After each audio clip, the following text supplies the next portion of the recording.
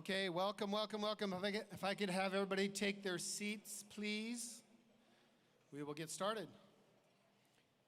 That squeal of the microphone was better than a whistle, so we don't even have to whistle. Hello, Mayor. Mayor's taking her seat. We have 584 of her friends here to hear the state of the city. So my job is to get us quiet and welcome everybody. Mitch Minetti with the Nampa Chamber of Commerce.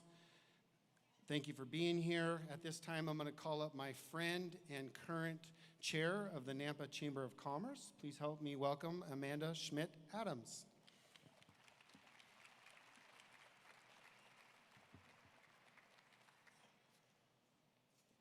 Good morning, everybody. How we doing? Many of you know every day is my favorite day.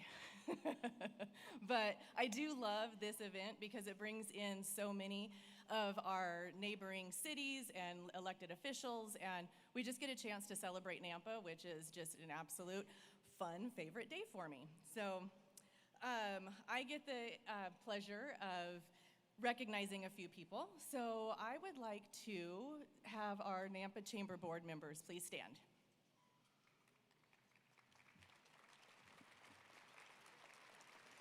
And any ambassadors that are out there, if you'd please stand. They truly are the lifeblood of the chamber. We couldn't do what we do without them. And then any elected officials in the room. I know we have quite a few, so if you guys could please stand so we could recognize you. Thank you all for everything you do. So I know we have a fun-filled program, but we're going to do a few logistical things first. So I would like everyone to please stand for the presentation of the colors by the Nampa PD Honor Guard.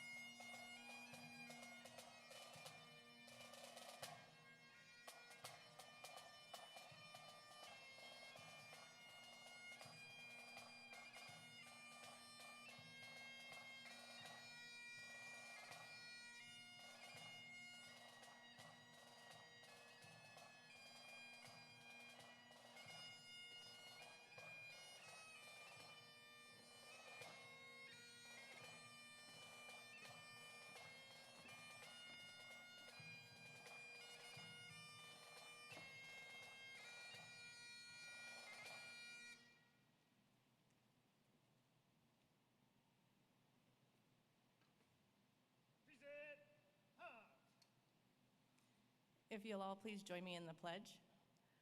I pledge allegiance to the flag of the United States of America and to the republic for which it stands, one nation, under God, indivisible, with liberty and justice for all. Order! Arms! Ready! Post!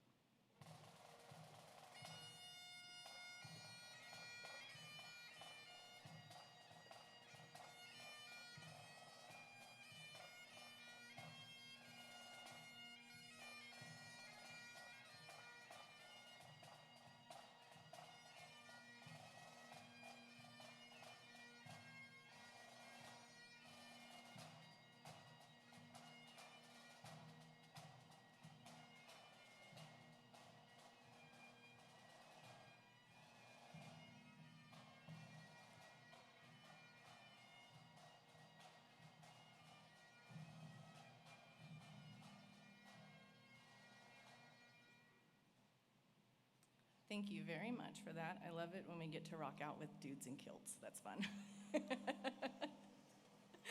Next, I'd like to welcome up President Mark DeMichael from Northwest Nazarene University. He will be leading us in the prayer.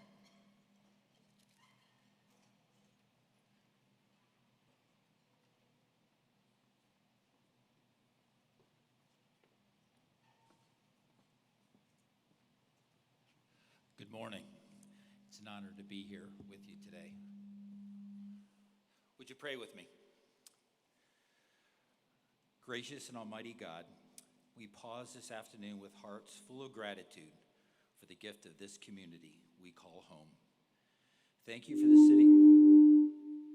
Thank you for the city of Nampa, its people, its family, its schools, its churches, and all those who work each day to make it a place where life flourishes and hope endures.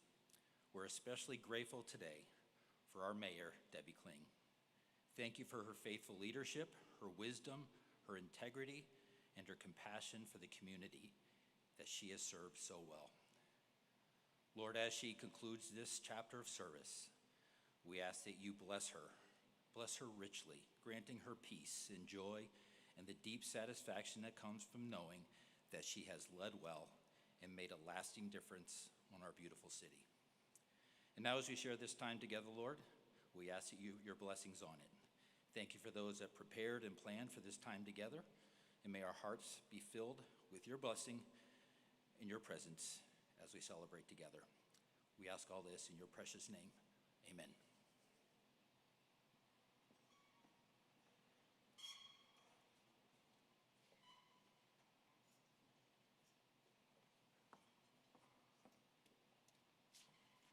Okay. Again, welcome. This is a unique and very special luncheon. As you know, we do luncheons throughout the year, but our October luncheon has morphed into being the mayor's state of the city. So real quick, just to give you the lay of the land on the front end, we'll just make a couple of chamber announcements, and then we'll pause, and Mayor will lead us through the state of the city, and then I'll come back up at the end to close us out. Just again, a couple of quick things on behalf of the Nampa Chamber. Let me start with the end. Don't forget to go vote on November 4th. Go vote, go vote, go vote. I'm trying to remind people as much as possible. These events don't just happen, so some chamber friends, if you know anybody that works at our strategic partners that are listed here, please hug them, thank them. Amalgamated Sugar, St. Alphonsus, I saw Clint and Robin out there, St. Luke's, Brenda and Jean, Wells Fargo, Corey, Idaho Central Credit Union, I see Kara and Ken, Autoval, Rick, Merrick, and the team, and then our friends at Amazon. So please help me thank all of our strategic partners for today.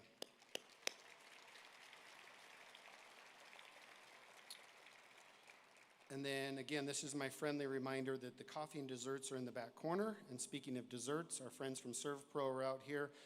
They always sponsor our dessert at each one of the luncheons. So thank you to Kelly and the ServPro team for the amazing, awesome dessert. So thank you, ServPro.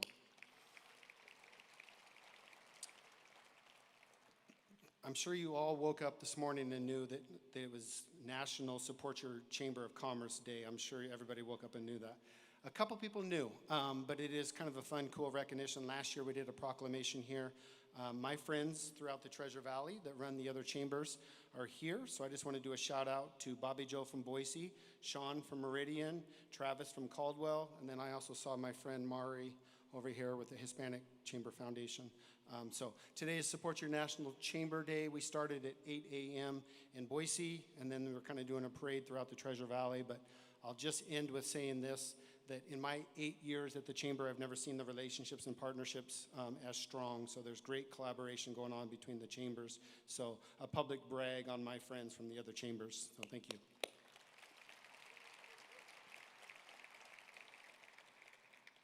Okay, I think, again, I just want to acknowledge the uniqueness of this. Chamber on the front end, state of the city in the middle, and then we'll close it out. But it takes a lot of work and a lot of collaboration. The chamber is spoiled to have the relationship we have with the city of Nampa. So a public thank you to Amy Bowman for her work on this behind the scenes, the chamber staff team.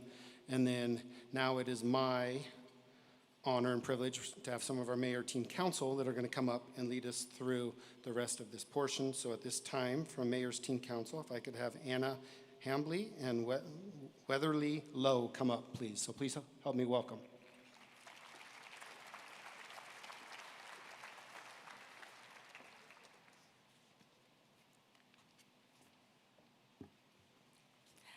Hello, my name is Anna Hambley, and I am a senior at Skyview High School. On behalf of the Nampa Mayor's Teen Council, please allow me to welcome you to Nampa's 2025 State of the City address. Thank you also to those who are joining us online. My name is Weatherly Lowe, and I'm a senior at Columbia High School. Thank you again to the Nampa Police Department and Nampa Fire District for presenting the colors, and to Dr. Mark DeMichael for the invocation. We would like to thank the many generous sponsors who supported Nampa State of the City this year. A portion of their donations also benefit the Nampa Mayor's Teen Council. Our title sponsor this year is Republic Services, and we would like to invite Rochelle Klein to the stage to share a few words.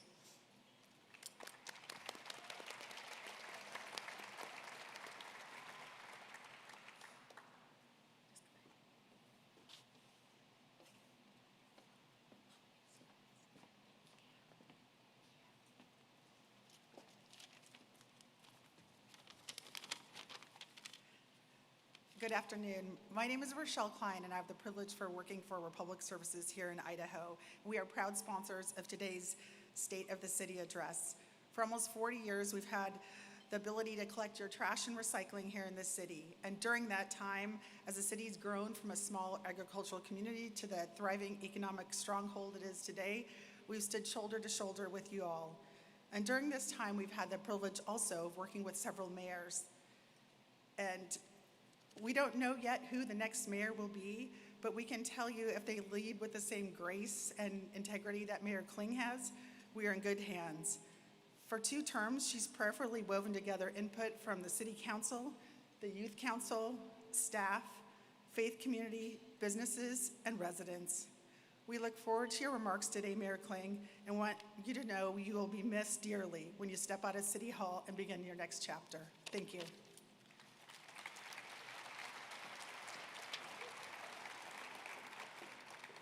Thank you again to our title sponsor, Republic Services. We would also like to thank our presenting sponsors, HDR, Paragon Consulting, Select Health, St. Luke's, and TDS Fiber. Thank you to our supporting sponsors, Brown & Caldwell, Idaho Power, Jacobs, Parametrics, St. Alphonsus, and Stantec. Finally, we would like to thank the Nampa Chamber of Commerce, Ellsberg Studios, International Minute Press, and the Ford Idaho Center staff and catering partner for their support of this event. Please join me in thanking our sponsors.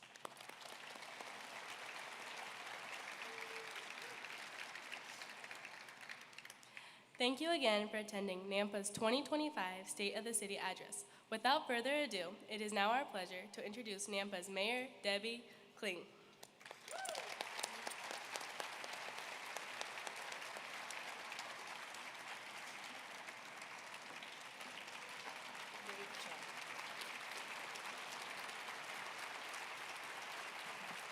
Wow.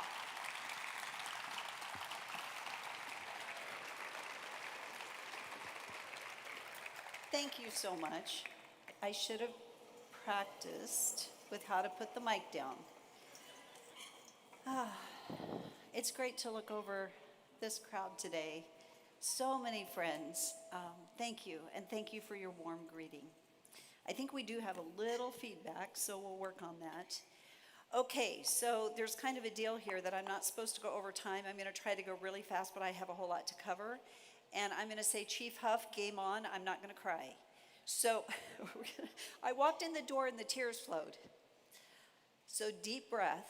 There was a little bit of a bet. Nothing was bet, but he thinks I'll cry. I'm like, nope, I'm not going to, so here we go. So I am going to say welcome to the 2025 State of the City. And those that know me know that I don't like working with a script. And I'm sorry, I'm having a hard time keeping this on. But I do have to use a script or I will be off and I'll go too long. So You know what? It is always wonderful to join the chamber. Mitch, you're amazing. I tell you what, I have loved our relationship, and we have such an incredible chamber. Thank you so much. Applause to you. Thank you.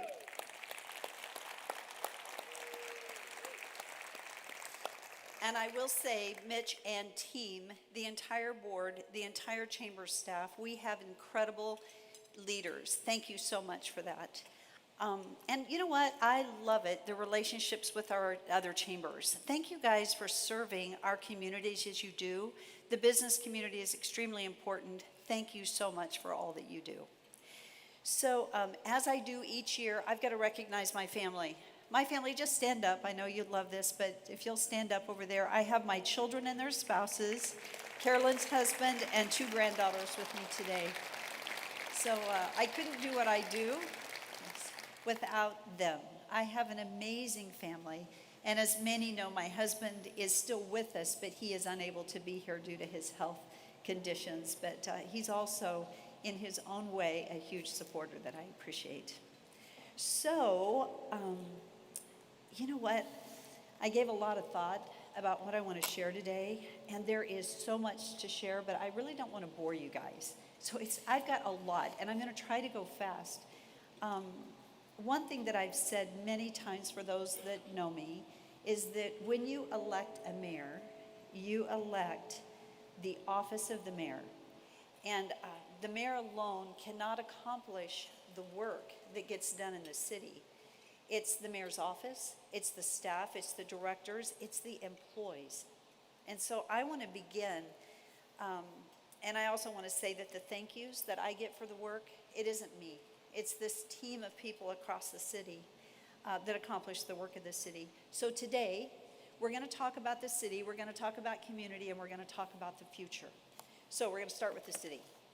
So we're going to start with our Nampa City Council. First of all, they are vital to our city, and I would like our Nampa City Council members to stand, and I want to give them a huge thank you for their work. Please stand.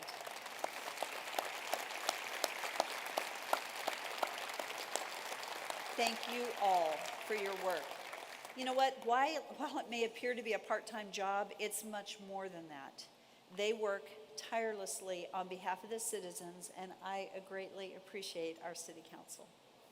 So we also have a group of volunteers and non-paid leaders that serve on our boards and commissions. And in the recent years, we've established the wastewater. I'm sorry, I'm going to have to adjust my ear thing, and it's kind of echoey. So, you know what I think I'm going to do? I'm going to take this down, and I'm going to put the mic back. Let's do that.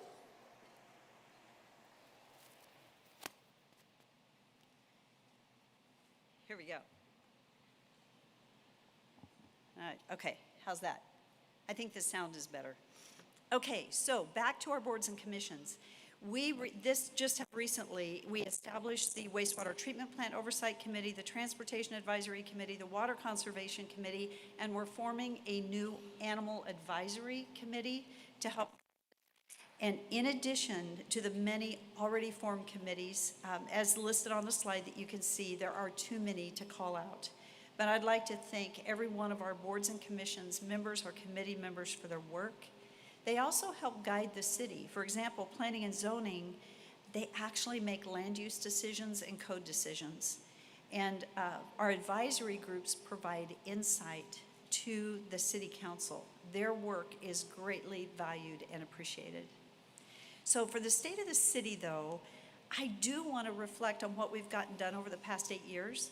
But most importantly, and important to my heart, is acknowledging how we accomplished what we did. So it's due to our employees. So we have amazing people that work for the city, that work with ingenuity, faithfulness, and as stewards of our citizens' tax dollars. Sometimes it can seem like thankless work, but I want to do my best today to give credit where credit is due.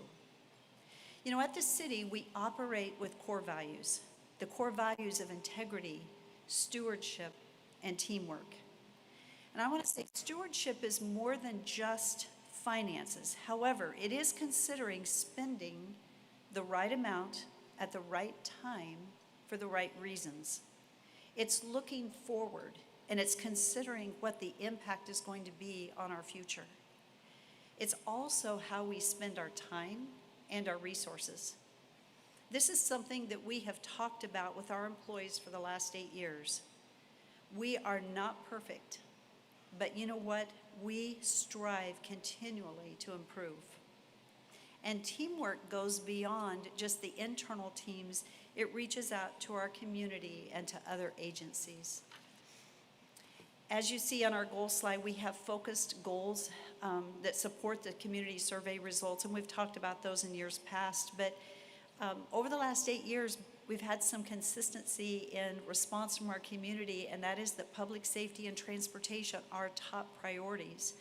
So we have goals in place, and we have mechanisms for tracking those goals and our accomplishments with every department. Over the last 8 years, we have updated so many master plans. The bike and ped plan, the airport, water, our 2040 comp plan, our 2050 comp plan that's in process, the historic preservation plan, and 3 specific area plans, Highway 2026, Southwest Nampa, and the State Highway 16 corridor specific area plans.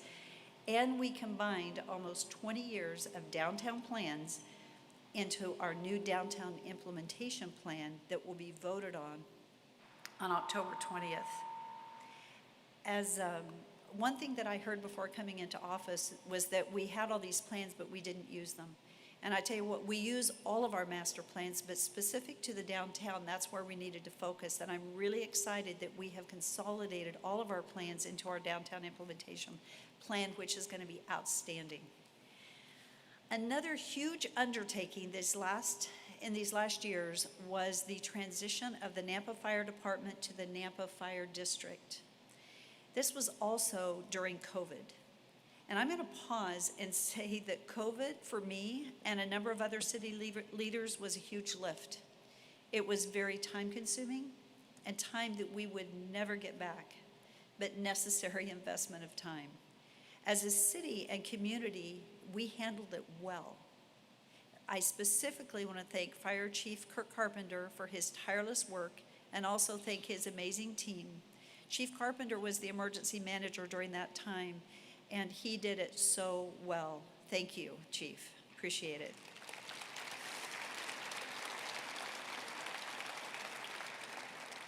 The transition from a city department to the fire district was a significant undertaking, but it was necessary, as we could not fund this very critical first responder department as it needed to be funded. With the transition, they are governed by a board of trustees that are elected by the community, and they actually got to open Fire Station 6. That station had been needed for 10 years, this was excellent for our community. And as you may or may not know, 1 minute of response time can make the difference between life and death. The fire district, in working with Nampa Dispatch, has actually continued to improve response times and save lives. And I want to say thank you to our fire district. Thank you so much.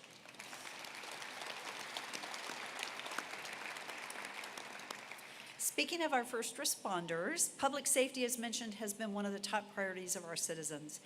We greatly value and appreciate our police leadership, the division and all of our officers, the SROs, Records Division, Dispatch, Evidence, Community Resource Officers, police support staff, and volunteers.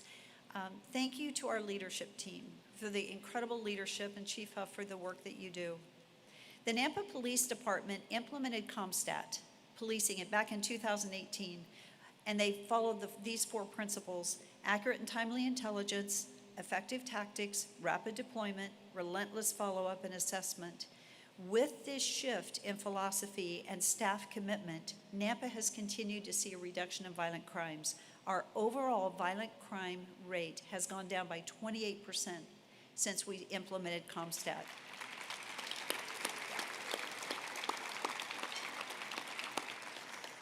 Another thing that we put in place was our integrated command center that opened for operation in January of '24, following years of planning. The integrated command center consists of 4 different components: the Traffic Management Center that monitors and optimizes traffic flow in Nampa, the Real-Time Crime Center that provides real-time intel to Nampa police officers for calls, service, and crime solving, and then Crime Analysis Unit, which is real-time analysis workups to assist police officers by analyzing and interpreting a wide range of crime-related information, and then the Emergency Operations Center, which is the command post for major planned and unplanned emergencies. When I took office, Nampa PD was staffed with 117 sworn officers.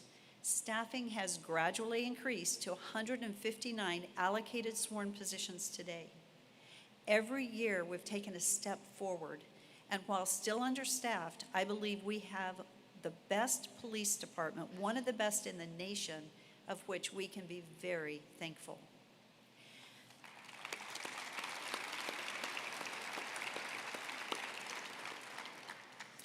You know, when I first came into office, we had an incident in the city, and it was really a very sad situation. But it was impactful to me, and I'll never forget it because I watched the body cam.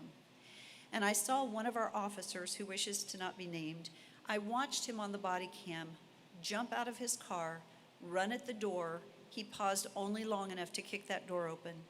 Again, running into danger, he only paused long enough to hear the screams behind a door and kick that door open. The officer neutralized the assailant. He quickly rendered life-saving measures to one of the victims, saving that victim's life. Today, Kim Fest takes place in honor of Kim, who that day did lose her life. That day, our officer saved the lives of her family and Kim's baby. Her memory goes on, of which I'm thankful. I share this story to say that our officers work diligently to protect the lives of our community members each and every day. It takes courage, and I am so thankful for officers that are willing to run toward danger and save the lives of others. Thank you.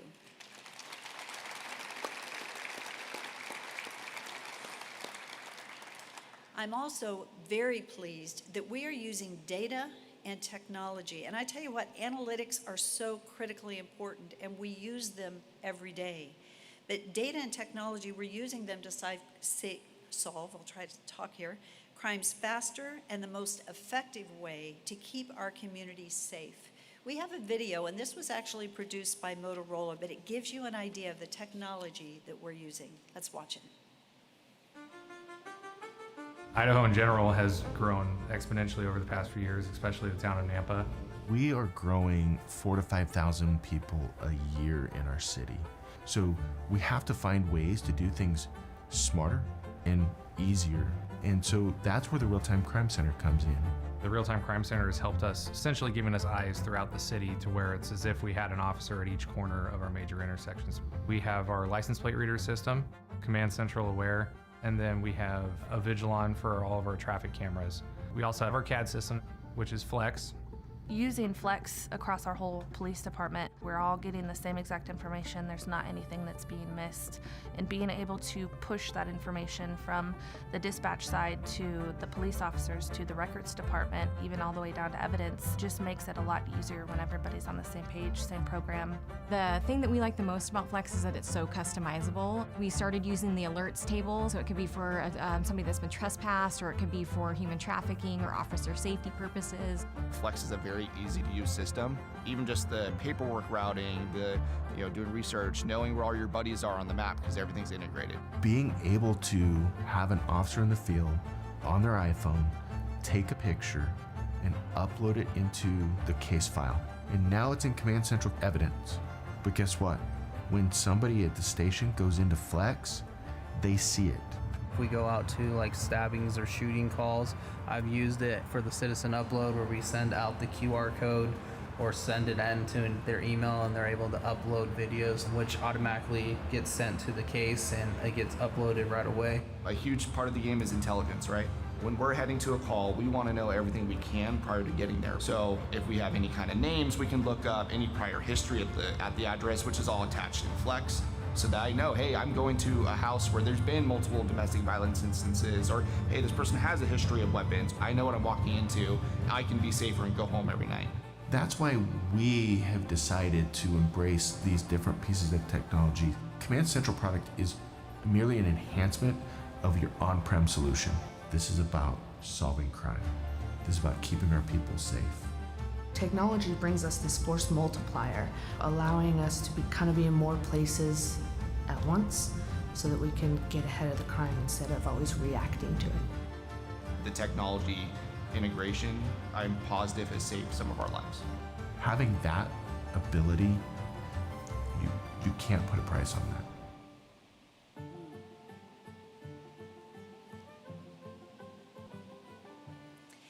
I hope that gives you a good idea of the work that's being done, and we so appreciate that work. Okay, so let's move on to Public Works. Did you know that Nampa has the largest Public Works division in the state of Idaho? With traffic, transportation, water and irrigation, water renewal, environmental resources, the airport, and the fleet division, geographic information systems, which we call the GIS, engineering, and our project management teams. There is a lot of work to be done. Improving movement in and through Nampa is one of our top priorities. In the past 8 years, Nampa has retimed Karcher Boulevard, Garrity, 12th Avenue, Caldwell Boulevard, Northside Boulevard, and Middleton Boulevard, saving travelers approximately 15 minutes off their commutes. I know sometimes it may not feel like it, but we're actually working on it, and it is saving time. We also completed a citywide roadside safety audit, and this was after a pedestrian-related death at Roosevelt and Midland that many may remember. That roadside safety audit improved pedestrian safety at over 80 traffic signals. The improvements included push buttons, upgrading push buttons to audible buttons, leading pedestrian intervals to allow pedestrians to get into the crosswalk prior to a car going, adding flashing yellow overrides to make it so vehicles can no longer legally turn when someone pushes the crossing button, and removing some unsafe crossings and more. And did you know that Nampa has rebuilt or widened almost 10 miles of roadway in the last 8 years? And of the 16 intersections that were improved, we've installed 8 signals and 8 roundabouts.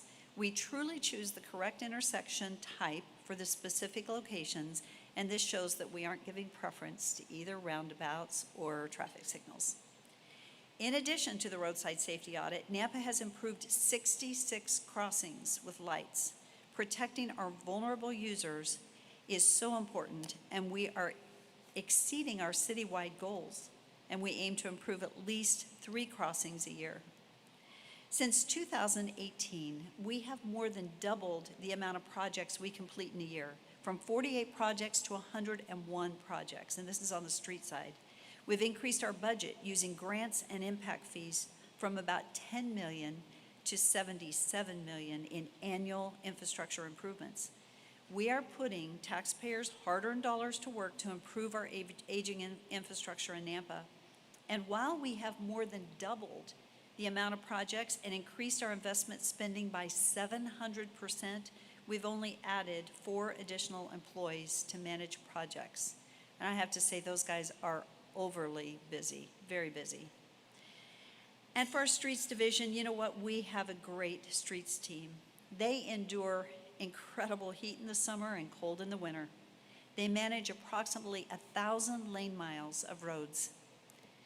Nampa was the first agency to create the Name That Snowplow contest, and it has now set a standard for the entire Treasure Valley, and it's been a great way to engage elementary students. Our Nampa team was one of the first in Idaho to create a brine system. They've doubled their brine storage capacity, which is now at 52,000 gallons, and so this will fill a truck approximately 350 times to allow us to put down brine on that 1,000 lane miles one time. And I think we have the best in the West. We had 4 employees participate in the National Equipment Rodeo. 3 of those 4 participants placed in the top 10 in the nation this year. That's pretty impressive. We have guys that do a great job managing these equipments. And another thing that I really appreciate is our employee support of National Guard and Reserve. The Patriot Award was presented to Don Barr, Jeff Kazma, and Jose Guardian in the Street Division for their support of Jeff Hilton. He's a Street Division employee who was deployed as a Navy reservist and Chief Petty Officer with the Navy Seabees last year. Nampa was also recognized for their support of our military. I love this, and it's extremely important that we support our military. So funding for streets, it continues to remain a challenge with $14 million deficit each year. That said, we have funded a number of projects as mentioned, and as you can see, we will continue to fund critical infrastructure projects with various funding sources, including impact fees. Last year, we actually went after a bond. Some of you may remember that. And it would not have raised taxes because we were paying off a 20-year bond. And that 20-year transportation bond that got paid off, that was the one that improved Garrity Boulevard and was the overpass, the Amity overpass. It used to be the old King's Crossing there by the railroad. Can you imagine if we had not done that? You talk about traffic. That was so needed, and it was funded through a bond. So the new bond would not have increased taxes. It would have just continued that bond. We had a 56.7% vote in support of it, but it needed 66% to pass. Therefore, it failed. So funding for transportation improvements continue to be a challenge, and we will continue to look for funding options. And then lastly, on the transportation front, the new Highway 16, a new highway doesn't happen very often. It's a pretty big deal when you have a brand new highway coming in, and it is changing that entire area. And we are going to have considerable growth there, which is why we did the specific area plan that we mentioned earlier. Last but not least, I don't want to end our transportation section without mentioning our fleet division that does an amazing job managing the Nampa fleet. It manages from fire trucks to dump trucks, police cars to all cars, trucks, mowers to loaders. The fleet division is responsible for maintaining and repairing one of the most diverse fleets in the state of Idaho, with over 600 vehicles and pieces of equipment valued at more than $9 million. Doug Adams and his team, they save the city thousands and thousands of dollars each year. I greatly appreciate their work. We're going to move to the airport. So Nampa's airport was founded in 1928, and you know what, I like to say we have the best little airport in Idaho. It is a great airport. It houses 290 individual hangars with 5 of those being commercial hangars. We worked with 7 different developers to facilitate the construction of 43 individual private hangars on the airport. We also completed the 20-year airport master plan update that lays out an efficient plan to continue developing the airport to meet the needs of our community. And I do want to just personally say, we need a new terminal. My hope was to have had that terminal done before I left office. It's not started yet. However, it is moving forward, and hopefully we will get that done, and that is to be continued. So water renewal. As you are aware, the City of Nampa, to meet EPA guidelines, passed a $165 million bond to fund a multi-million-dollar wastewater treatment plant upgrade. This project, thanks to Jacobs, was delivered a year ahead of schedule and within budget through a progressive design-build approach.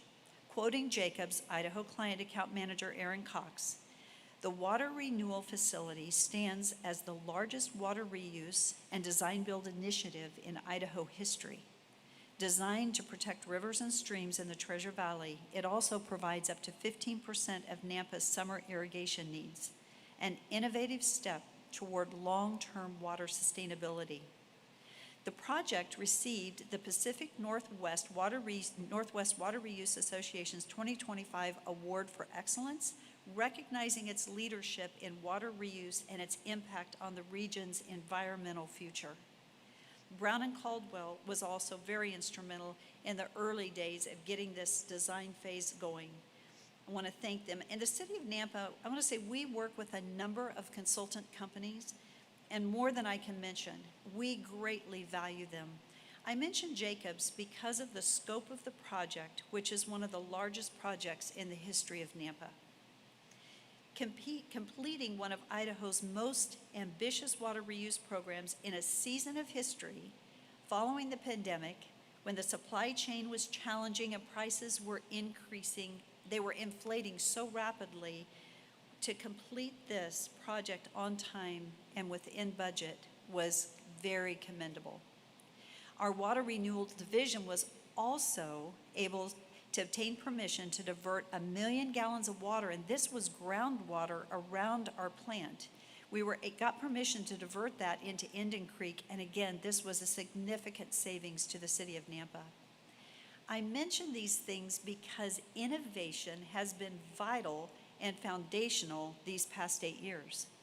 With our changing world, we must be innovative and actually think like a business with consideration of return on investment.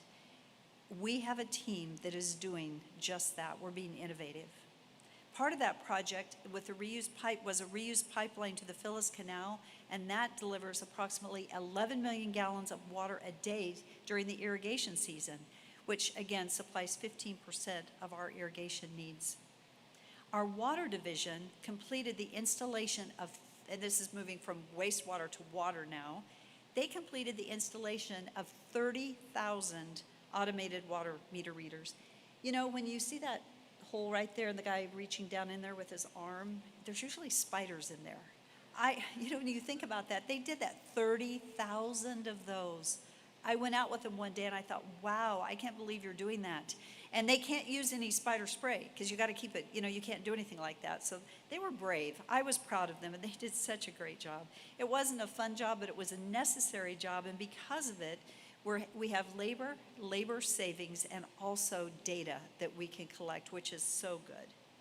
And then I don't know how many of you remember from last year, we got to watch the water tank come down, which was really cool. Amy put it to music. I think it's the most watched video that we've had in the city of Nampa when that iconic tank went down. Well, our old tank only held 500,000. This new tank holds 1.5 million gallons of water. And it is up and looking beautiful. And I know the rodeo and others want to paint something on a side, so we'll have to talk about that. So we'll see what we can do. Well, maybe the next mayor, but. Okay, irrigation. One thing that many may not realize is that some cities use their drinking water for irrigation, which is very costly, and others depend on the HOAs to provide the pressurization for their water. Well, the city of Nampa provides pressurized irrigation for the entire city with 82 irrigation stations. We're almost complete with upgrading stations that needed SCADA, which is the ability to remotely access and manage our irrigation system so we can effectively monitor and respond to our customer needs. We also upgraded 21 of those stations with, I'm going to say this wrong, it's Amied or something like that, filters.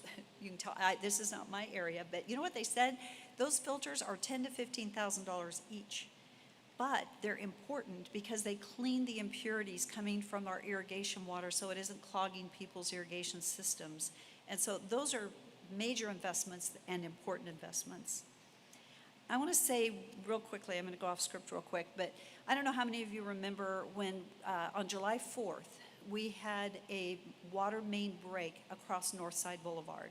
That is a major important corridor getting to the freeway. It was a holiday. Our team was out there, and because we have an internal team, they got out and they got that fixed. And because of the size of that break, we had to replace the entire thing across 4 lanes of traffic, plus a turn lane, plus it lifted the pavement. We had it repaired, the entire thing repaired, and the road opened by 8 a.m. Monday morning. That is commendable. I think we do need to give our team a round of applause.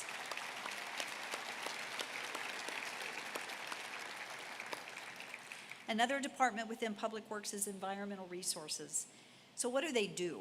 An example of their work is the Airport Retention Basin Project, and that means that we no longer discharge stormwater to Mason Creek, which is considered a waters of the U.S., and so from an EPA standpoint, that's important. So it removes a $1,000 annual permit cost, it removes the annual DEQ EPA oversight, and the annual staff labor and lab costs for monitoring.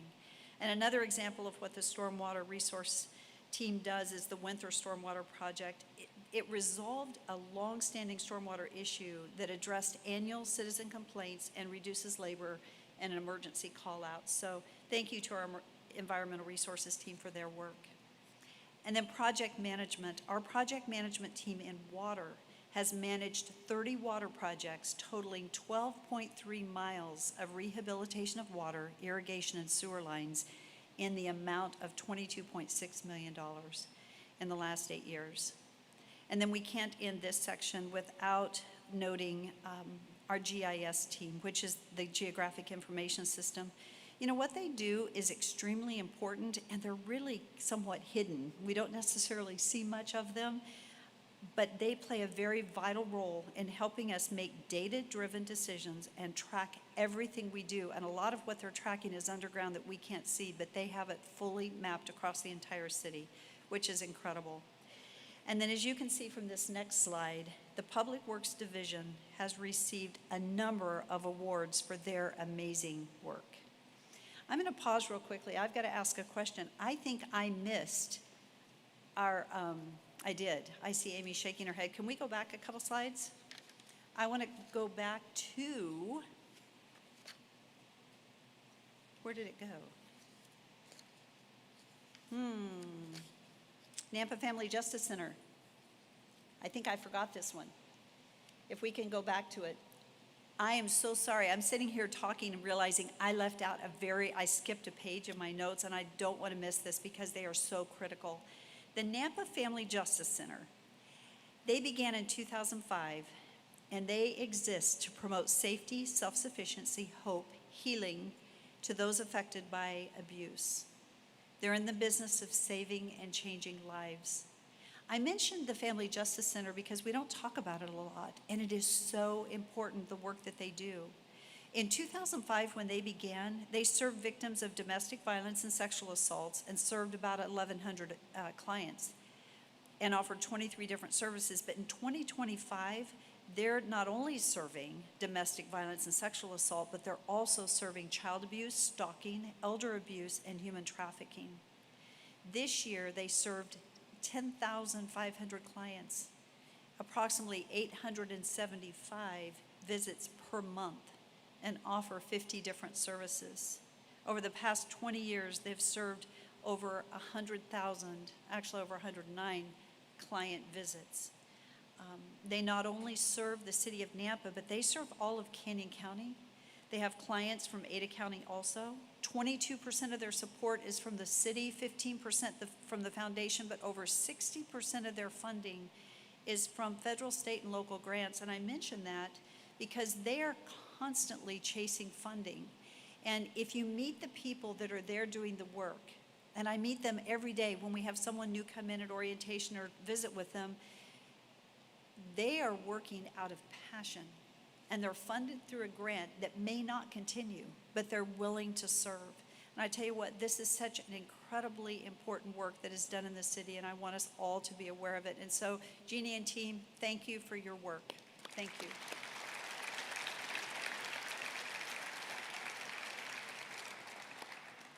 Okay, so let's move to development services. There we go. This team is helping guide the growth of our city and working closely with developers and builders. And we haven't always had this organizational structure. We recently changed in the city to this structure. It consists of engineering, building, planning, and zoning, and they work closely with economic development. One of the best decisions I feel like we made during my time as mayor was with the purchase of the former Home Federal Bank, creating the Nampa Development Services Center. We call it our NDSC building, and they house Public Works Development Services, our building team, planning and zoning, and economic development and facilities. We moved in the late spring of 2020, and we cannot imagine how we would have functioned without this building. Speaking of planning and zoning, with the help of Amy Bowman, Director of Communications, they completed the Citizens Guide to Planning video series, and it's to help residents better understand planning and how to engage in planning for Nampa's future. Both the Association of Idaho Cities and the American Planning Association's Idaho chapter granted awards to our team for that work, which is awesome. Public transparency and access is greater than ever before. the Planning and Zoning Department made information about proposed projects more accessible to the public, including a new map that you can see and an online portal to access submitted documents and project descriptions. They also completed the downtown implementation plan that is scheduled for October 20 to be adopted.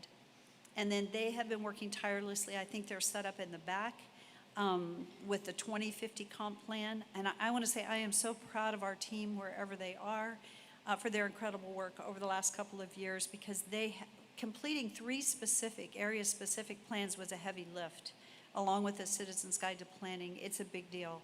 And so I appreciate their work. The Building Safety Department, they have been working to better serve our citizens by reducing the time it takes to process applications and review building plans. They've seen more than a 50% improvement.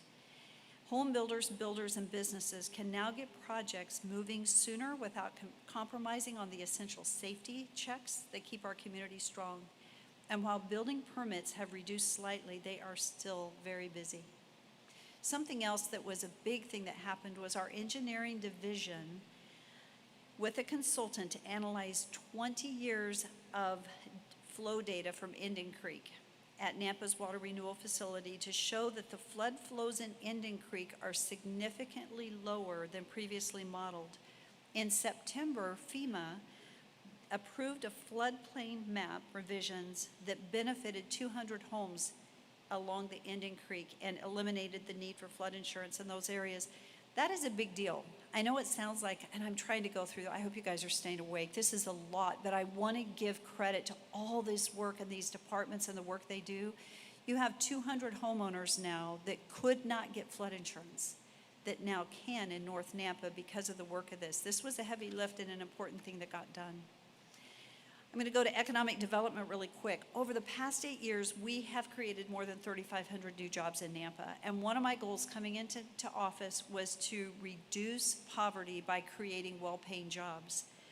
Wallet Hub, as you guys probably know, ranked Nampa as the best-run city for 8 years in a row. Well, this year, we came in second, which is fine. But this is what Wallet, you like to be number one, but that number one is a little, well, anyway, I'll go on. So this is what Wallet Hub had to say. Nampa, Idaho is the second best run city in America, and one reason for that is its government debt level is extremely low. The city's long-term outstanding debt per capita is $478. Compare that to the top cities where the number is $23,000 to $33,000 range. Nampa is also a safe city with the lowest property crime rate and the 25th lowest violent crime rate in the country. To top things off, Nampa does very well economically. It has the 19th highest median annual income growth in the country at over 7%.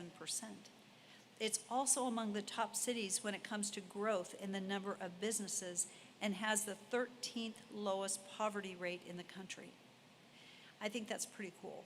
We've worked hard, and we are not the same Nampa that we used to be. So I'm pleased with that.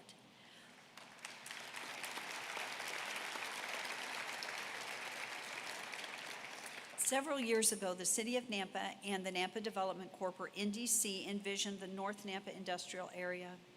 The infrastructure was funded by the NDC, and we now get to see the outcome of that vision. Stowe Company, Johnson Thermal, Tractor Supply Distribution Center, and Convoy Supply, totaling over 900 jobs and almost $500 million in investment, is coming to Nampa in that area, and it's still not done. There's more growth coming in that area. And just so everyone knows, with our continual growth, Nampa isn't quickly saying yes to every new larger business that wants to come in and locate. We're being selective, looking for the best land use and high-paying jobs. And then moving on to Amazon, just so everybody knows, we didn't recruit Amazon. Amazon recruited us. I mean, they just came. But I'm glad they came. And we do appreciate Amazon choosing Nampa for their site for the first distribution center in Idaho, and also choosing Nampa as their first same-day delivery center in Idaho as well.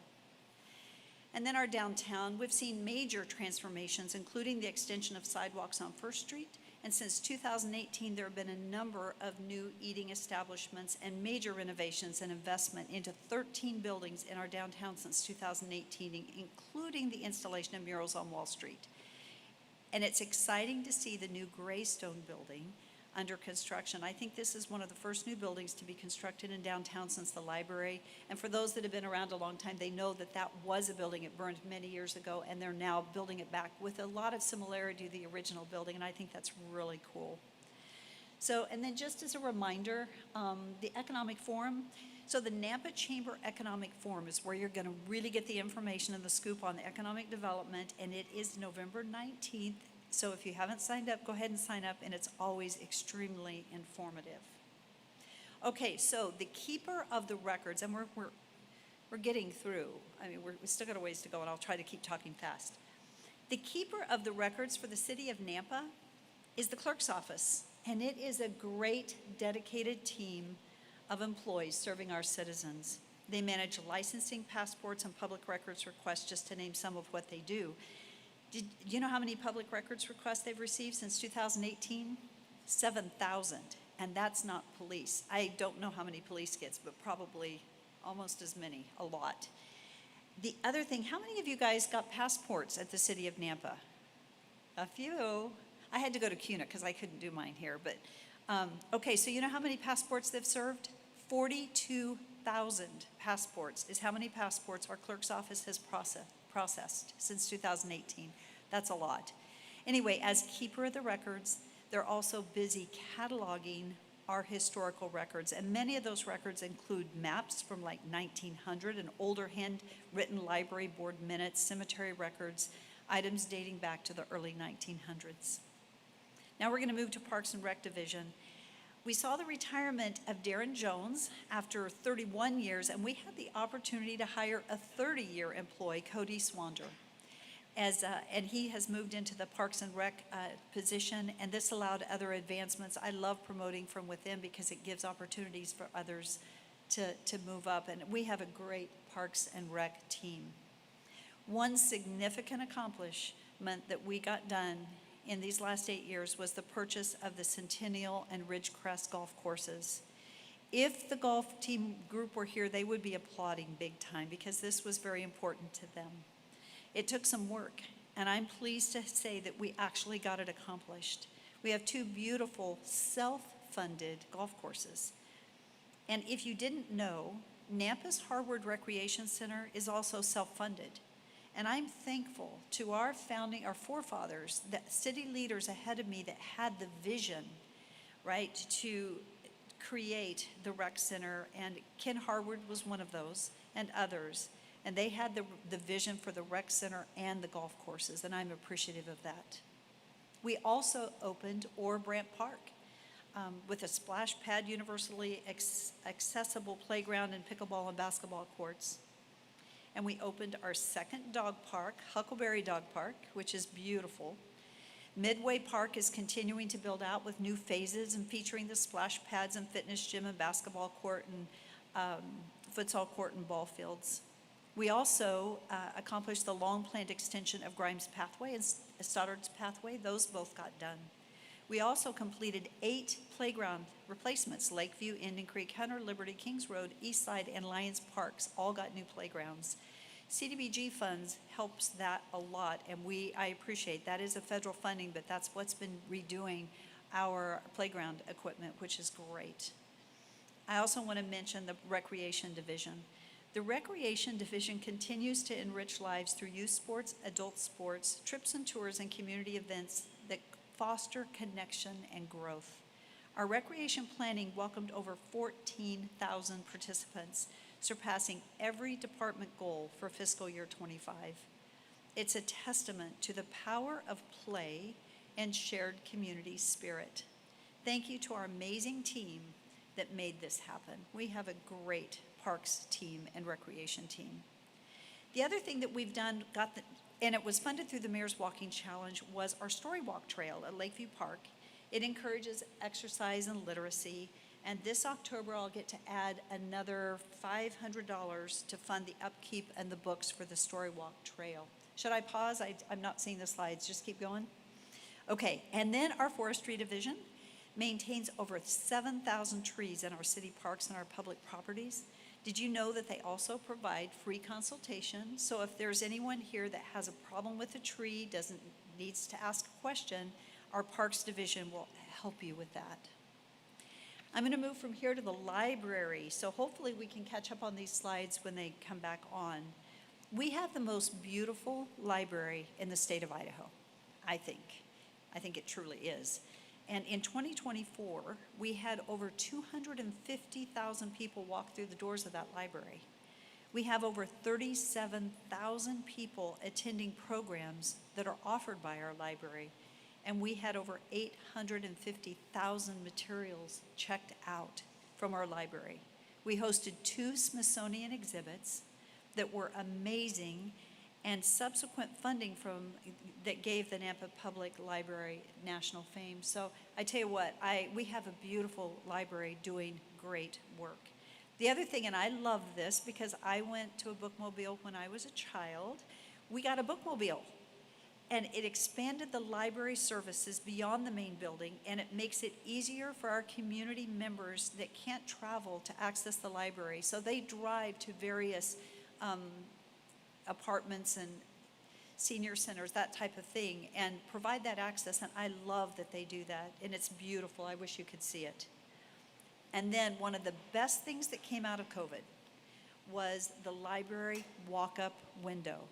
If you guys, COVID was just such a frustrating time, but we needed people to come in, right? You want to still be able to check things out, so we created this window so that people could walk up and pick up their materials, and continues to today, and it is just a wonderful asset.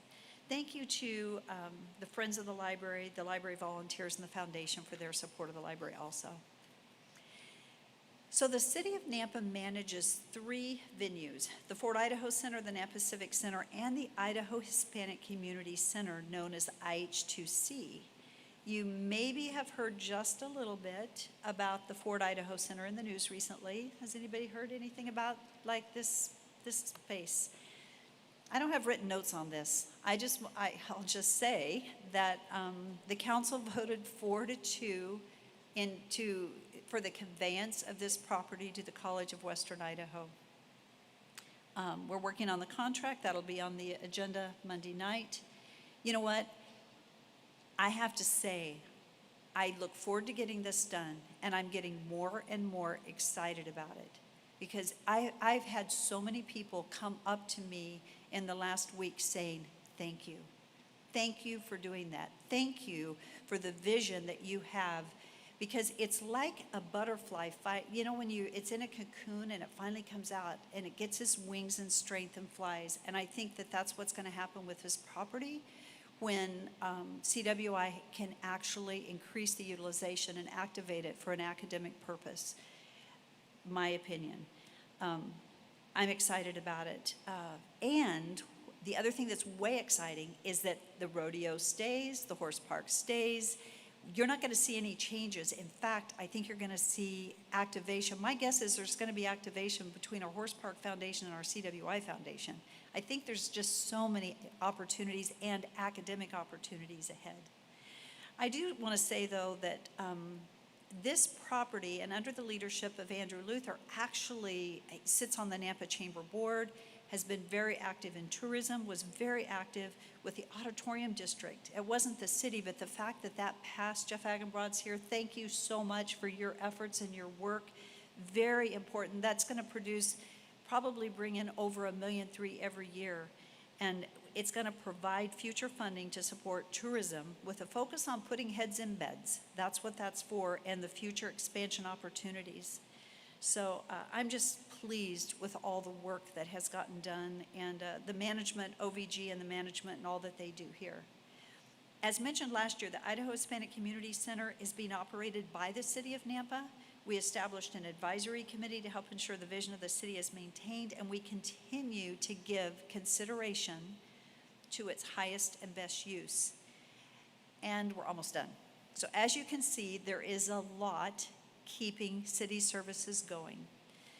We have 2 divisions left. Internal services, this consists of 3 divisions: finance, information technology, and human resources.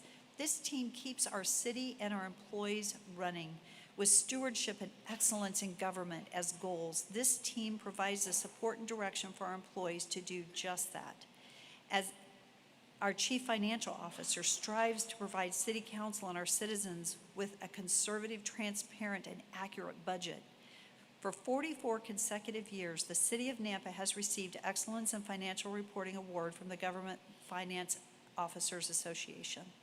Our Chief Financial Officer keeps all employees and systems functioning while diligently protecting the city from cyber attacks, which is one of the hardest things to do in the day and age we live in. And our Workforce Development Director and the HR team serve as vital resources to our employee workforce of over 700 full-time employees. We also have successfully initiated the formation of the city's internal legal department and risk management and procurement team. This strategic move is aimed at enhancing our legal capabilities and ensuring that our legal needs are met effectively and efficiently, and we minimize risk to the city. The reality is, and I said this early, the office of the mayor and the work of It's the office of the mayor and the work of many leaders within the city that accomplish the work. And as I've said many times, few can be successful unless a lot of others want them to be. I am so ever thankful for the mayor's office team. They work so hard each and every day, each person doing the work of many. I appreciate their dedication to the city as they strive for excellence. So we have an employee video. Let's take a watch, take a quick look at this.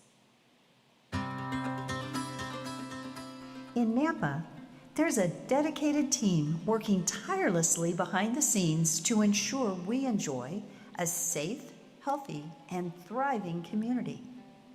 From the crews who keep our parks, recreation spaces, and neighborhoods beautiful, to the planners and inspectors who help design and guide the future of our city, and the public service employees who assist residents each day with care and commitment.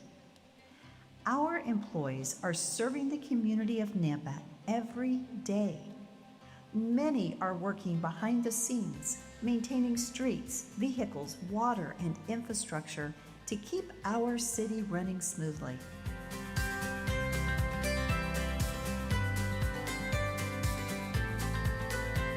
Our first responders stand ready to protect what matters most with courage and compassion.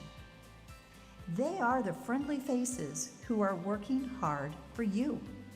Nampa, the city we love.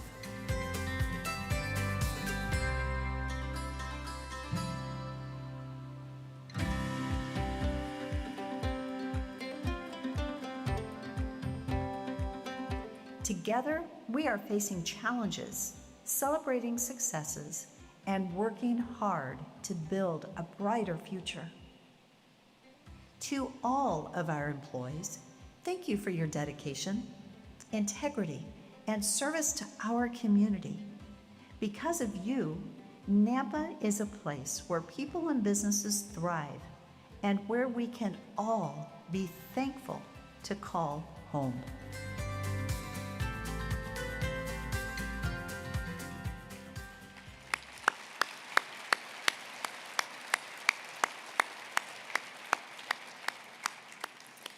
City of Nampa employees, that applause is for you. Thank you for the work that you do. Thank you for your dedication, for your commitment. To our leadership team, thank you for being patient with me, hearing the same thing over and over again. They've heard a lot about integrity, about stewardship, and about teamwork. They've heard a lot about truth. Truth is 100%. It's not 99% and fudging on one, it's 100%.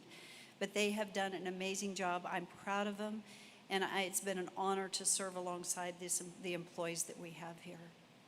So the next thing we're going to talk about is community, and we're coming to the end. You guys have stayed awake. Good for you. That was a lot.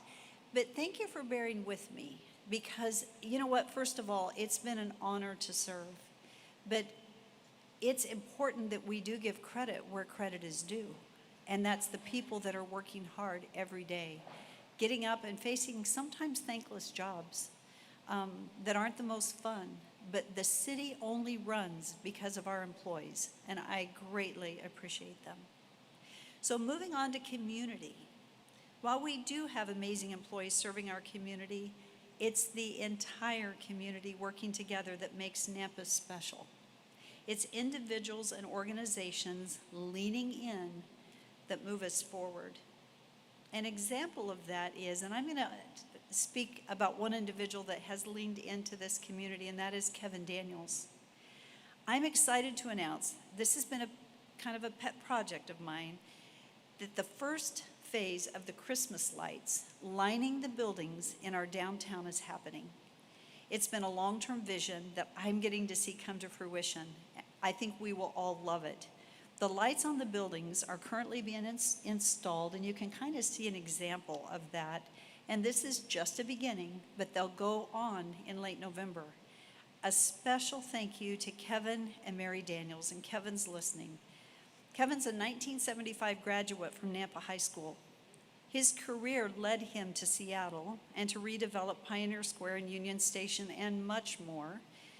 He literally changed the Seattle skyline with his last endeavor.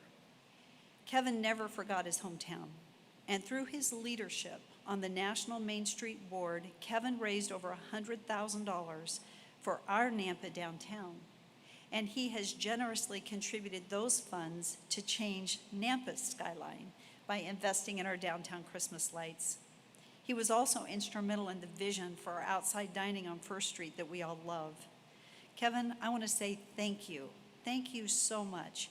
And a special thank you to the Nampa High School graduating class of 1975. They had their 50th year reunion this year, and they gave us a donation of $2,000 for our downtown Christmas lights. Thank you guys for giving back. It is greatly appreciated.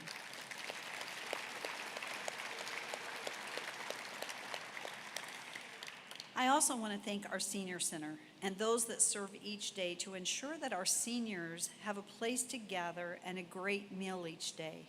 This is important. I don't know how many people have visited our senior center, but it is so important, the work that is done, and I so value those that are willing to be there on a regular basis serving. Thank you to the Snake River Stampede Rodeo Board, Parade America, God and Country Festival that make Nampa who we are.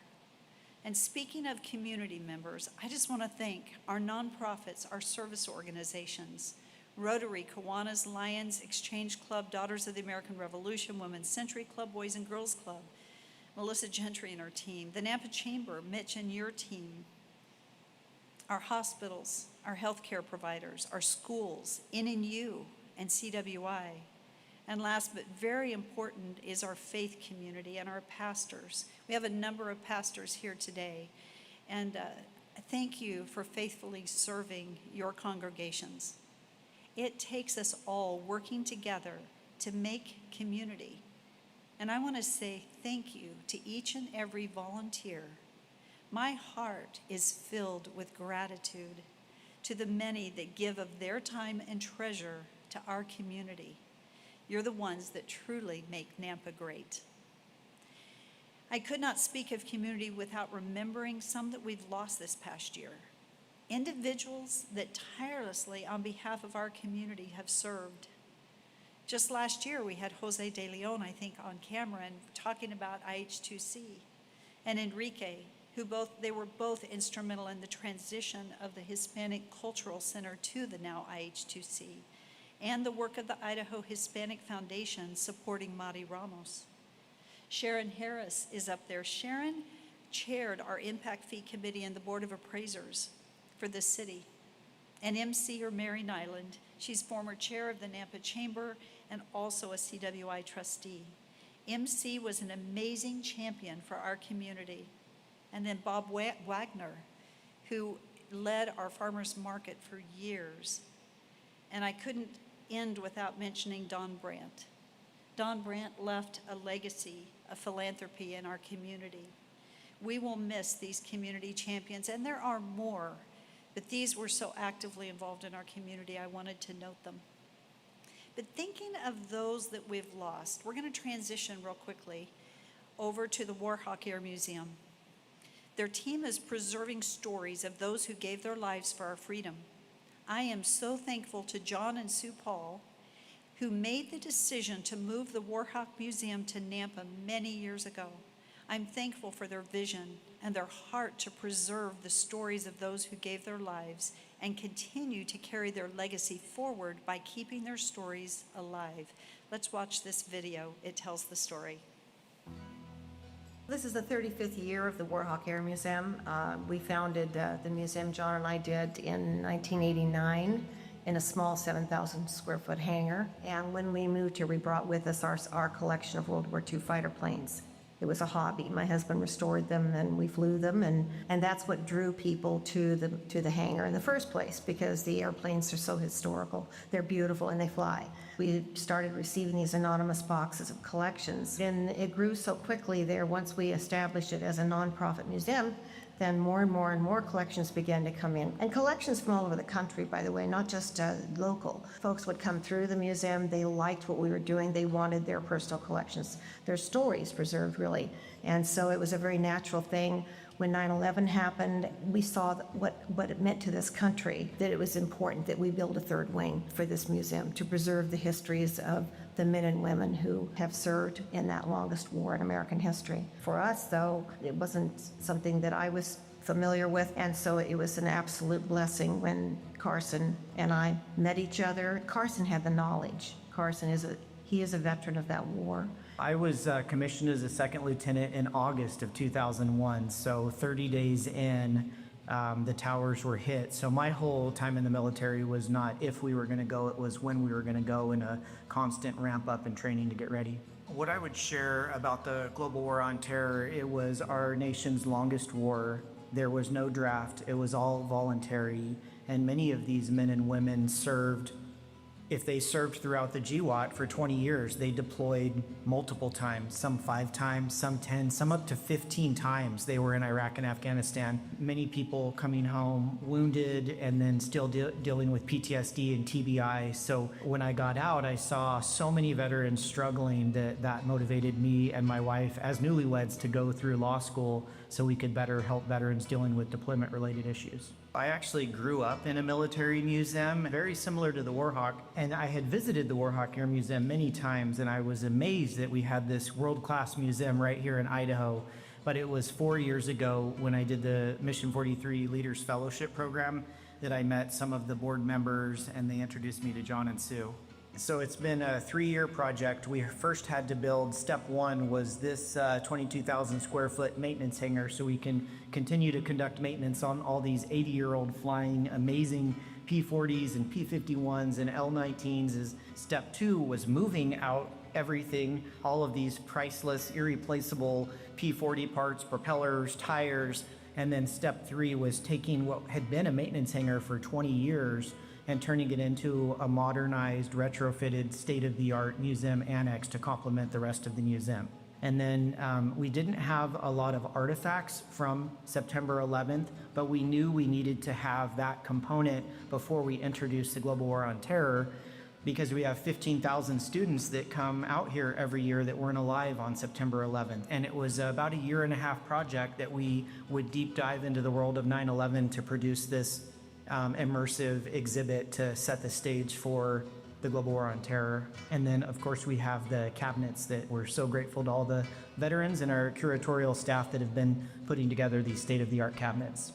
About 2 years ago, I got a call from Mountain Home, and they were about to retire an F-15A model and asked if we would like it. And I said, Sue, here's what we got. And of course we said, yes, please. This aircraft is specifically iconic when you think about Iraq and Afghanistan. So it made sense to everyone, and we worked through the paperwork and the timing, and the team from Gowan has been coming out here for about 2 weeks to demill it and hand it over to the Warhawk Air Museum as a static display.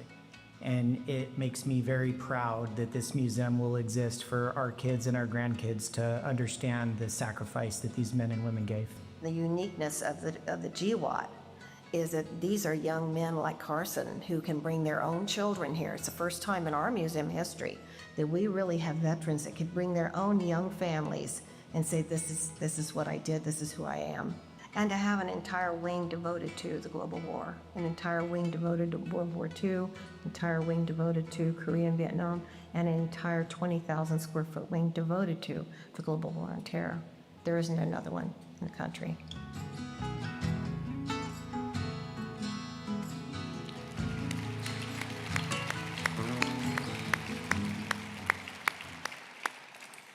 Thank you to John, Sue, Carson, and the many volunteers that serve our military families. So we're almost done. And bear with me, this last part's an important part. You know, as we look to the future, I just want to say we must never forget our past. It's so important. So as I look to the future, I think about our next generation. And one of my favorite things to do as mayor was to spend time with kids. So each year I had the honor of speaking to the Exchange Club's 6th grade awards lunch. And it was so special to see our future leaders walk across that stage and receive their certificate, and then actually see a senior come back for a scholarship that was one of those 6th graders. Also, I've loved getting to work with our youth through our Mayor's Teen Council. To our Mayor's Teen Council kids, you guys are amazing. I look forward to seeing what you will become and where you're going to go. Thank you for being here today. As we look to the future, and there aren't any more slides, I'm just going to talk for just a second. You know, I think about what is really important. It's the next generation. And I ponder what we're teaching through our actions and what we're teaching through our attitudes. What are we leaving for the next generation? Are we handing off the baton, as I spoke about last year, to a generation that is well equipped with the tools to succeed? Do they have a hope and a future to look forward to? For me, every decision that I made was with the thought in mind of what I was handing off to that next generation. I think of my children, think of my grandchildren, my great-grandchildren, and what are they going to inherit from a personal and a community standpoint? Being an elected official is complicated. Listening to diverse opinions and considering those opinions to arrive at a wise decision can be very challenging. We've seen this with the potential conveyance of the Ford Idaho Center. We saw it during COVID, and we see it today in our nation as a whole. We have become divided. And just because we don't agree with someone, I will say it doesn't mean that they did something wrong or that we didn't listen. We know the principle. A house divided against itself cannot stand. These divisions cause us to pause and ask, where are we going? I want to say there were many seasons in history where our leaders paused, and you know what? They lifted their eyes toward heaven for help. I think of our founding fathers. When they were debating the language for the Constitution, it was challenging, and they were almost at an impasse. The diverse opposing thoughts that were brought forth, the diverse opposing thoughts actually were what brought forth an excellent document that has stood the test of time. But when they were at that impasse, I'd like to take just a minute and read what they did. And this was back in May of 1787, when it was realized that the old Article of Confederation was inadequate. Delegates gathered in Philadelphia for a convention to draft a constitution that would establish an effective form of federal government. George Washington was appointed as chair, but that was about all they agreed upon. The delegates quarreled very deeply. They had over deeply held disagreements as to the extent and form of the new government. That is when Benjamin Franklin, at the age of 81, made a motion. And I'm not going to read everything because it's too long, and I'm quoting and reading from a book by Robert Morgan. I'm going to read this. In the beginning of the contest with Britons, we were sensible of danger. We had daily prayers in this room for the divine protection. Our prayers, sir, were heard. They were graciously answered. All of us who were engaged in the struggle must have observed frequent instances of supernatural providence in our favor. And I have lived, sir, a long time. And the longer I live, the more convincing proof I see of this truth, that God governs in the affairs of men. And if a sparrow cannot fall to the ground without his notice, probable that an empire cannot rise without his aid. We have been assured, sir, in the sacred writings that except the Lord build the house, they labor in vain that build it. And I'm skipping through and shortening things, but he went on to say, I firmly believe this, and I also believe that without his concurring aid, we shall succeed in this political building no better than the builders of Babel. We shall be divided by our little partial local interests. Our projects will be confounded, and we ourselves shall become a reproach. I therefore beg leave to move that henceforth prayers, imploring the assistance from heaven and his blessings on our deliberation, be held in the assembly every morning before we proceed to business. This was Benjamin Franklin. He made that motion, but the motion failed. And I think it failed, they say, probably because they had no money to pay a chaplain. But a few days later, on July 4th, 1787, then General Washington actually led the delegates to a prayer service. And at the end of that service, the delegates joined in the Lord's Prayer, and then they went back to work, and they got the job done. As our founding fathers acknowledged, except the Lord build the house, they labor in vain that build it. We have a city built on a foundation of faith. I urge our leaders and our pastors to continue to come together and lead us in a path with that foundation of faith in our Heavenly Father. And as I close, I'd like to close in prayer. Heavenly Father, as I close today, I thank you for the opportunity to serve. Thank you for the opportunity to serve this city and these people. I ask God that as a people, as a city, that we would hold fast to the foundation of faith that this city was founded upon, and that we would not be ashamed to hold fast to that faith. I pray a blessing on this city, that we would be a blessed people with hearts that long after you. And God, that we would be a city that is free of crime, that we would have a city whose provision is there, because that provision comes from you. And Lord, I pray that we would not be a city that is divided, but that we would be, Nampa would be a community of unity. And I ask that in Jesus' name. Amen.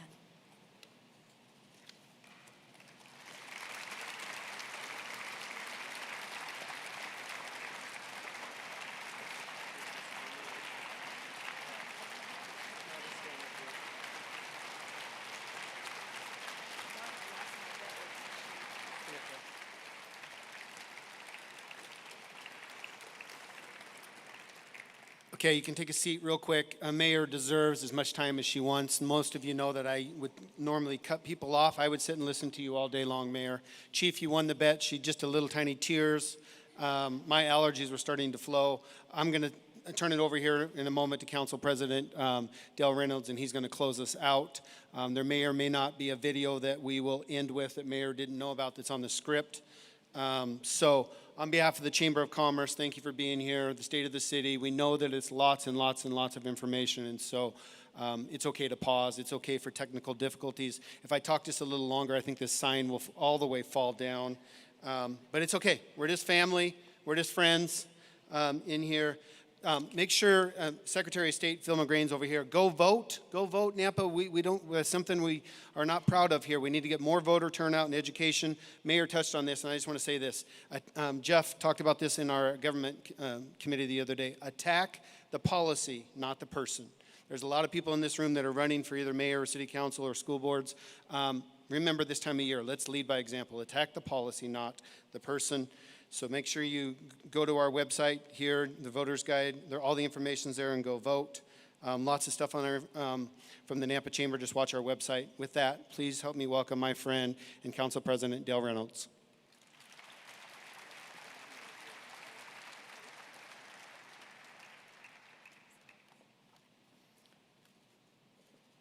Good afternoon. Thank you for sticking around for the last of this program. As we gather here following Mayor Kling's final State of the City address, I can't help but think of one of the most powerful passages in American public life, Theodore Roosevelt's words about the man in the arena. He said, "It is not the critic who counts, not the man who points out how the strong man stumbles. The credit belongs to the man who is actually in the arena, whose face is marred by dust and sweat and blood, who strives valiantly, who errs, who comes short again and again, because there is no effort without error and shortcoming, but who actually does strive to do the deeds." For years, Mayor Kling has been that person in the arena, not watching from the sidelines, not shying away from the hard work, but standing right in the middle of it. Leadership at the local level is not glamorous. It is often demanding, always personal, and rarely easy. But it is the arena where the real work of community happens, where vision meets reality, and where every decision touches people's daily lives. Mayor Kling has met that challenge with courage, grace, and unwavering purpose. She has led through seasons of growth and change, always keeping her focus on what matters most, the people of Nampa. She's been there for early morning ribbon cuttings and the late night city meetings, and trust me, there's been a lot of late night ones, for the celebrations and the crises alike. And through it all, she stayed grounded, committed to faith, service, and community. When we think of her legacy, it won't be defined by a single project or headline. It will be defined by the steady leadership that helped Nampa grow responsibly, by the partnerships she built, and by the example she set. That leadership is an act of service, not self-promotion. Roosevelt's words remind us that those who dare to step into the arena will always bear the marks of their effort. There are challenges, criticisms, and days that test even the strongest resolve. But there is also deep purpose and a legacy that endures. Today we recognize a leader who dared greatly, a leader who didn't seek comfort, but impact, who led with humility, grace, integrity, and a steady hand. Mayor Kling, you will leave Nampa stronger, well-positioned, and more hopeful for the future. And as you step out of this arena, know that your work will continue to echo in the lives of those you've touched, in the businesses you helped grow, the neighborhoods you helped strengthen, and the people you inspired to serve.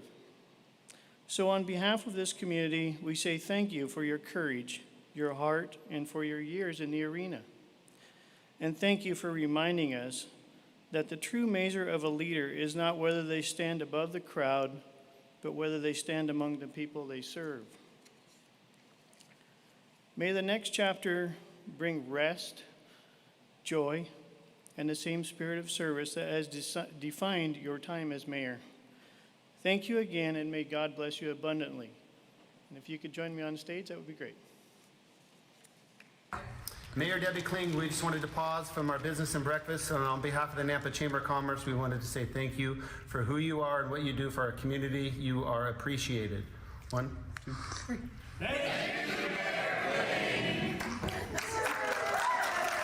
Mayor Kling, thank you for being who you are, leading with heart, with care, with listening. You've done a phenomenal job leading our city as we grow, and best of luck to you in your future endeavors. Mayor Kling, I just want to thank you for your leadership that you've shown over the last 8 years to the city. It's been invaluable to me, and thank you for the support that you've shown to the Nampa Police Department.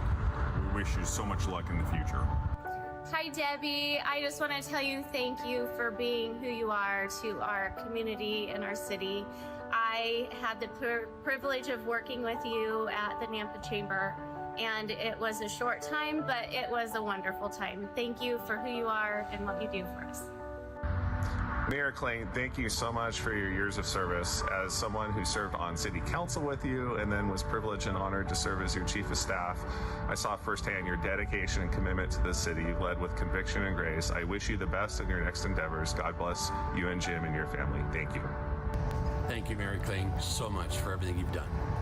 Hi, Mayor Debbie. Thank you so much for being such a great partner with NNU. We have appreciated working with all of the supervisors in the city, and you've been a great advocate for you. We wish you well in your retirement, and we'll really miss you. Thank you, Mayor Kling. Mayor Kling, thank you for your leadership and your dedication to the community and the city of Nampa. You are going to be greatly missed. You've set a legacy for people to follow, and the community is a better place because of your leadership over the last 8 years. Mayor Kling had the foresight to do water reuse and protect our water resources. That's one of the great things she did for this city. Thank you. When COVID things were going crazy, the whole world locked down for a little while, but she figured out how to keep Nampa responsibly open. Thank you. Thank you for your servant leadership to this city. Mayor Kling, we want to thank you for everything you've done for our city. The past 8 years have been great. It's been good to be your treasurer for that, and we're sure going to miss you at City. Mayor Kling, thank you for your service and your extraordinary hard work over the last 8 years. It has been a privilege to have a front row seat to the early mornings and the late nights, to your vision, and to just all of your hard work that you have given to the city, both seen and unseen by our community. It is going to be remembered and felt for generations in our community to come.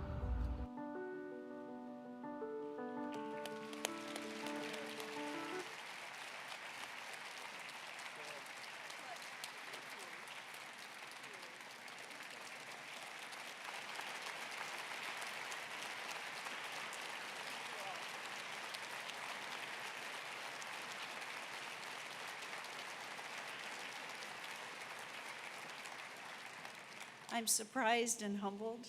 Thank you for your kindness, and most of all, thank you for allowing me to serve this community. Thank you.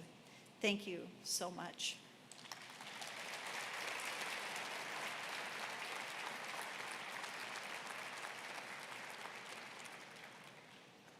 Now get back to work. No, just kidding. You guys are appreciated. There's a cake here that's going to be for Mayor. You guys are appreciated. Thank you for everything. People kind of happy.